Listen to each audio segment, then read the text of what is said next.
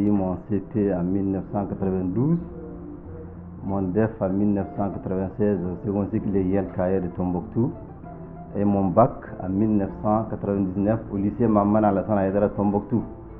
Donc j'enseigne dans les mêmes lycées où j'ai eu mon bac. Beaucoup d'hommes préfèrent partir ailleurs. Lui, il a préféré rester là au terroir. Il a préféré rester là à Tombouctou pour pouvoir dispenser les mêmes instructions que lui-même il a reçues à ses petits frères de Tombouctou. Et cela, c'est une grande qualité. Bon nombre de fonctionnaires qui n'ont jamais voulu servir chez eux. De sa carrière, il n'a connu nulle part que Tombouctou. Mais pour connaître qui il était, il fallait le voir avec ses camarades quand il jouait au foot. Un très bon footballeur, mais très discipliné. Après ces moments de loisirs, vous le trouvez toujours dans sa famille, auprès de sa maman, entre ses frères. Pendant 7 ans, celui qui est le président du comité lettres au lycée Maman Alassane Haïdara de Tombouctou, il a instauré une équipe qui travaille. Si nous avons des lacunes, on les corrige ensemble. C'est lui qui supervise. Et si on va même à la maison chez lui, pour vraiment, si on a des lacunes, on corrige ça ensemble avant de venir en classe. Il est ouvert, Mahaman Hambaba est ouvert à tout le monde.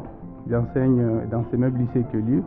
On est venus ensemble la même année. C'est une personne de très bonne moralité. C'est un homme intègre. L'intégrité d'une manière générale est la base même du développement. Que sans intégrité, pas de développement.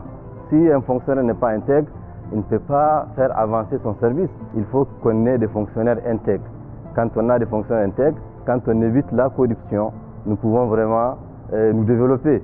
Si nous prenons par exemple l'exemple du Burkina Faso, où Thomas Sankara a inculqué chez les Burkinabés une sorte d'intégrité, nous voyons que c'est un pays qui est pratiquement sans ressources, sans grand fleuve, mais qui parvient vraiment à survivre et à aller un peu de l'avant. Le système éducatif malien doit être revu car il connaît beaucoup de lacunes. Lacunes dans la formation, lacunes dans la prise en charge des enseignants. Il faut vraiment revoir les conditions de vie des enseignants au Mali et les conditions dans lesquelles les élèves apprennent les cours. Parce que les classes sont souvent bondées, il y a la pléthore, nous avons du mal à dispenser normalement nos cours.